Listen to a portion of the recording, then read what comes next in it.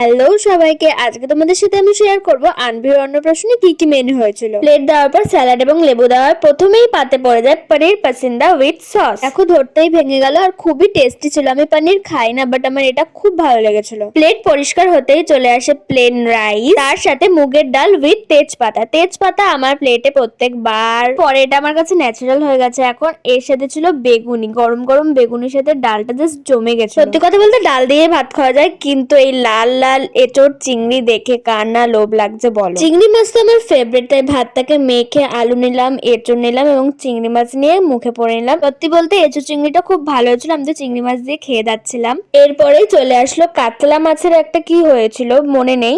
দেখো মাছটা কতটা ফ্রেশ, আমার এত ভালো লেগেছিল। আমি তো দিদিরটাও খেয়ে নিয়েছিলাম, দুটো মাছ খেয়েছিলাম, এতটাই ভালো হয়েছিল, এতটাই ফ্রেশ ছিল। চলে এসছে সোস টপার চিকেন। চিকেনটাও দুর্দান্ত হয়েছিল। দিদি, জামাইবাবু, আমার দিদি সবাই মিলে একসাথে বসেছিলাম, তো খুব মজা ছিল। আর কি ঠাট্টা, আমার বেগুনি হজমলাটাও নিয়ে নিয়েছিল। যাই হোক, বাই দ্য ওয়ে পরে দিয়ে দিয়েছিল চাটনি, পায়েস, মিষ্টি। আমি খাই না। আইসক্রিম নিয়ে ভেগে গেলাম।